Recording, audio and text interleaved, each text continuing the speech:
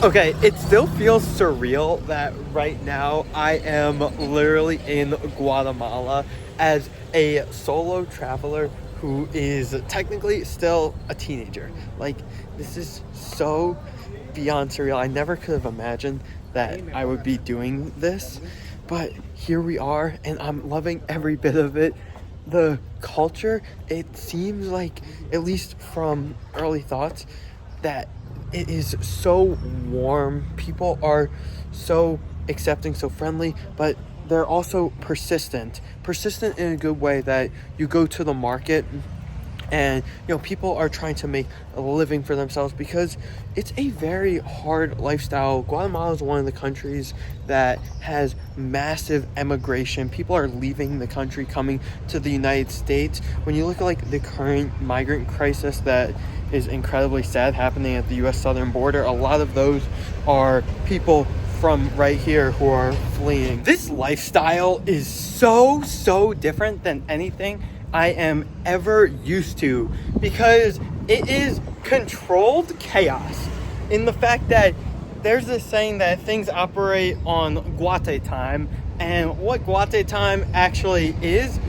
that people are late for everything. Like, literally, like, the reason I'm here is I'm doing a humanitarian project. I'm doing construction to build up infrastructure here, mainly so people don't feel the need to actually immigrate to the United States. They can build a real lifestyle actually here. But going back to Guate time, the first thing that they told us during the project was that people are going to be late. It's just a part of the culture. But the thing is, though, is that when those people are late, they literally like speed through the streets to kind of make up for their lateness. I don't know. It's just something that is very different than the punctuality of, I'll say, like, countries like really like Germany that I'm used to, and to an extent like the United States. I feel like, at least relatively compared to the rest of the world, is very punctual. Love the term controlled chaos, because yeah, the streets are chaotic. The lifestyle is a combination of like slow and fast paced at the same time. The markets, though, although it's calmer, still present an element that is far different from the United States or markets in what we consider like the developed world. But this chaos, it works for Guatemalans. I'm talking about on like a day-to-day life, not greater issues like economic or political injustice. Streets are so beyond chaotic. Like, there are literally no crosswalks anywhere. Like, none whatsoever. Cars just go. Motorcycles are zooming by. And let me tell you, the people, you don't have the right of way as a pedestrian. If you are going through the streets, yeah, that's up to you to avoid the cars. So you just gotta hope that you find an opening in the road to be able to walk through. Sometimes cars will be nice enough to kind of stop and let you pass. But yeah, you really just gotta wait and hope for the opportunity. Like, right now, I don't know when to cross because there's no crosswalk. I guess I go now. And I just run because, yeah, people don't have the right of way. You just gotta hope that there's openings. See, like, people are trying to cross, and then like that, the motorcycle will just go. Yeah, I'm not gonna cross yet because motorcycles are coming, and even though there's an officer not directing traffic whatsoever. And let me re-emphasize, be careful when crossing the street, because yeah, these cars just go, and you don't know when one's gonna zoom out of nowhere or a motorcycle's gonna come, and yeah, they won't stop for you. Many times you'll see videos that show a place, and really they only show the chaotic parts. Like, as you can hear this truck behind me going, there's a lot of noise and there's a lot of chaos.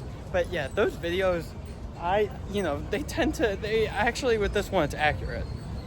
Normally here with clothing, people wear traditional conservative clothes even when it's 90 degrees outside.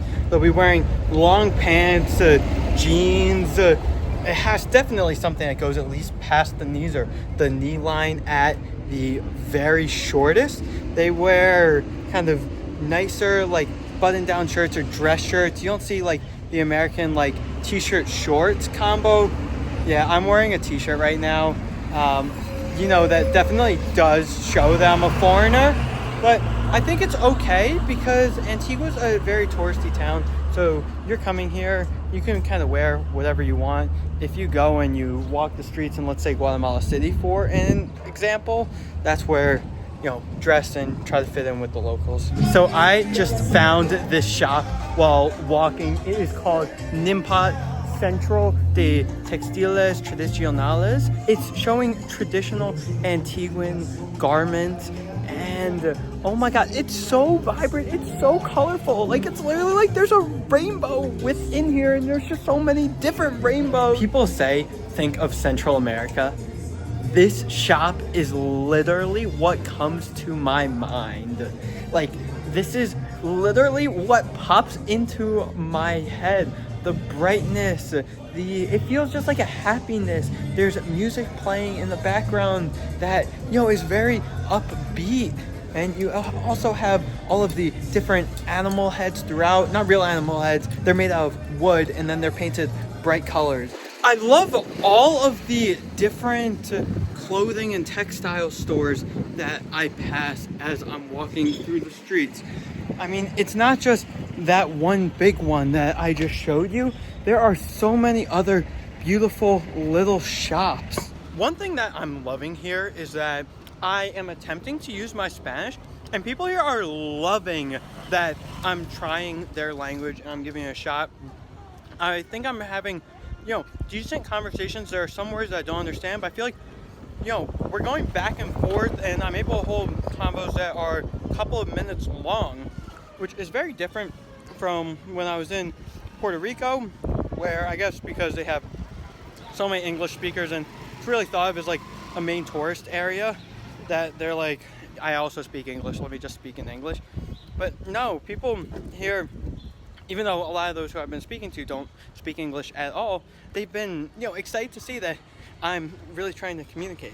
I was told before coming that Guatemalan hospitality is one of the best that there is. And my first thought was, oh, the person who's telling me this is Guatemalan, so of course they're going to say that about their own culture.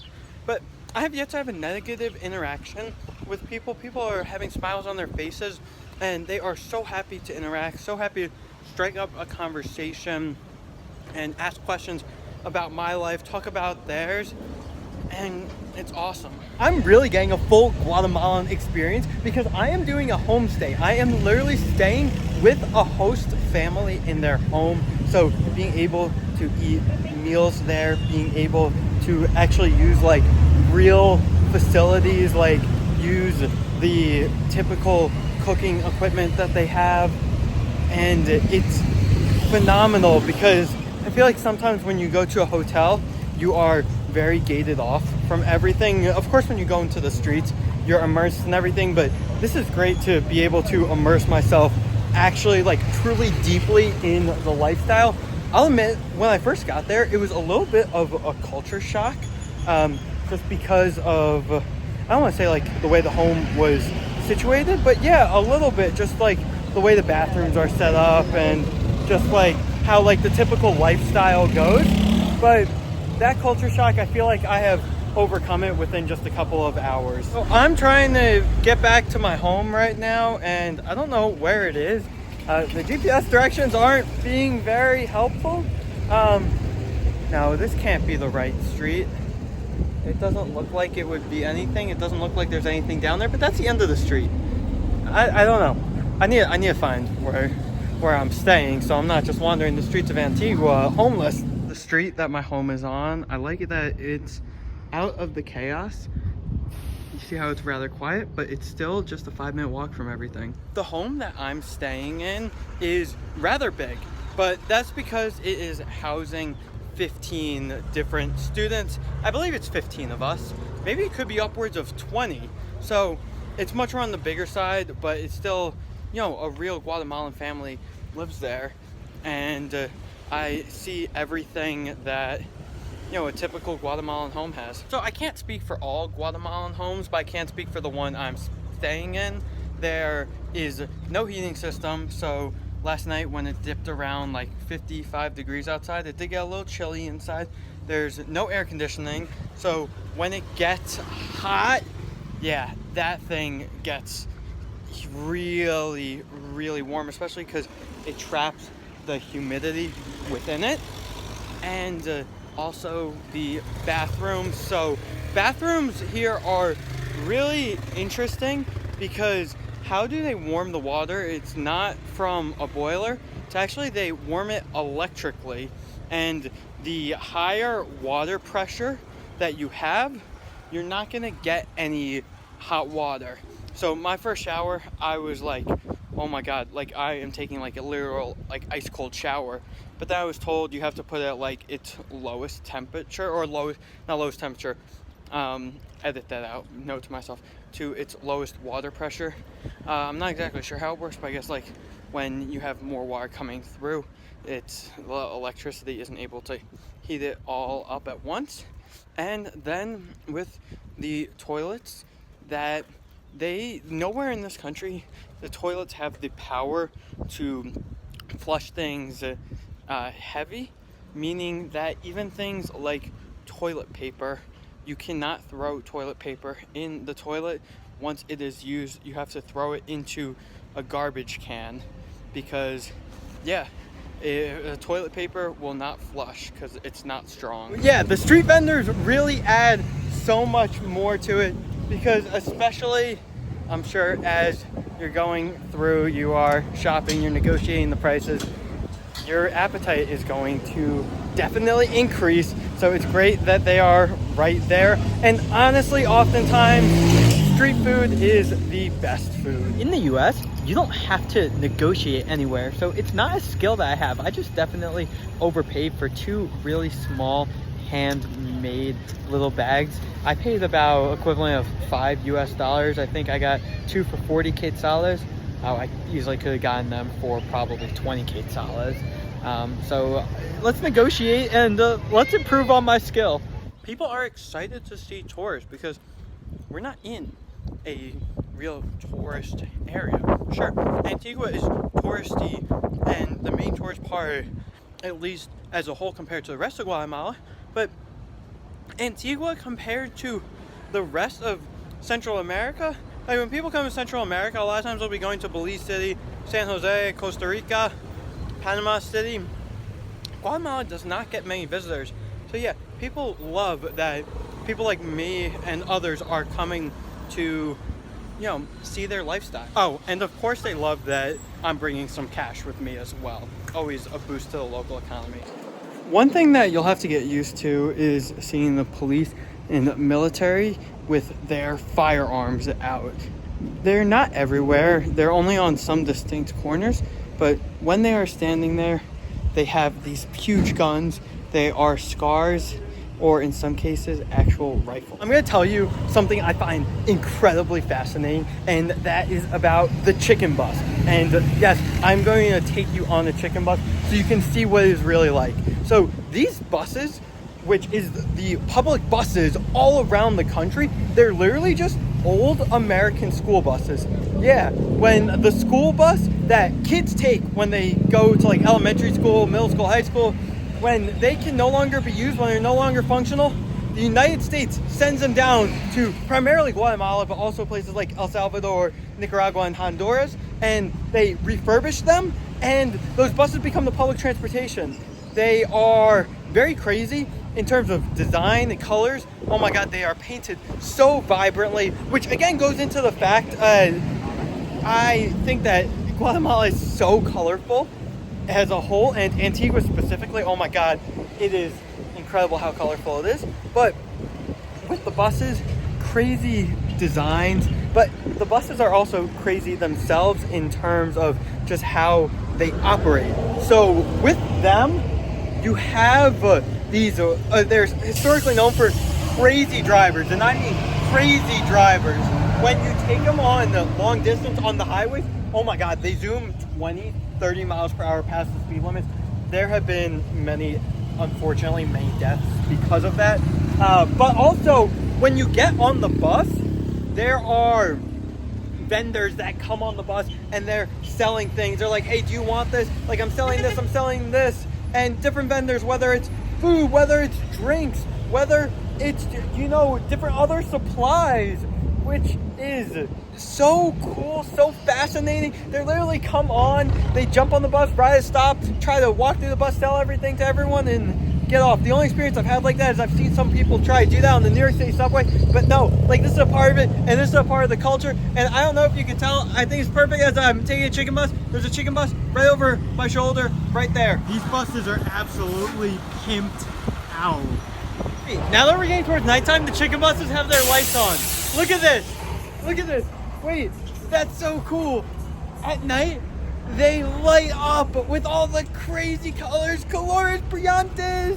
Oh my god. Oh my head. Just when you thought the chicken buses couldn't get any crazier, and yeah, they pull out all this. I would have thought that at nighttime when they go, they just turn on their lights and you know, they're good to go. But no, of course, you gotta make it a party. Seems like Guatemala, whenever people have the chance to party, they take advantage of it. One method of transportation that they have is Tuk Tuks. So you can go around and pretty much get like a tour of the city almost for only 30 quetzales, so about $3.20. The thing that I would advise everyone to be very careful of is there are a lot of stray dogs around here. And yeah, like by a lot, I mean a lot. And they will come up to you and follow you. And if you have food, especially, Guatemala has a very bad endemic rabies issue. So avoid those dogs. The last thing you want is needing to go to a Guatemalan hospital for your rabies shots after you get bit. So yeah, avoid dogs at all costs. If you're from a country that pre-exposure rabies vaccines are cost effective, then it's something that I would really suggest. In the United States, they're not affordable. To get dosage of it, it's going to be close to $1,500. But if, let's say you're from Ireland, you can get a full course of rabies shots for about $200. And yeah, big difference. So like 230 euros. And I recommend it just for like peace of mind, just in case you get bit. But I guess in the end, like it's not fully needed. Just avoid the dogs. The dogs aren't just along the streets. They enter the markets and they enter some stores as well. Yeah, not good, especially when you have an endemic rabies issue. The stray dogs have been a problem everywhere, not just Antigua, but when I went to visit Mount Pacaya as well, there were stray dogs walking throughout the volcano. I gotta lie, it stresses me out a little bit. I still think it's crazy just how old the city is and how everything is so well preserved everywhere. The entire city is this way. It's not one small subsection that's the touristy area. It's everywhere.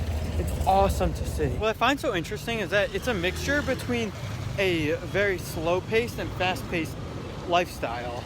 Like, it's fast-paced in the sense that people are constantly moving on the street and that, you know, people are trying to get to go where they need to be, especially like chaos in some of the markets. But it's also more slow-paced because, you know, people are just enjoying themselves, like living in the present. And that's something that we all need to do. Antigua is such a beautiful city.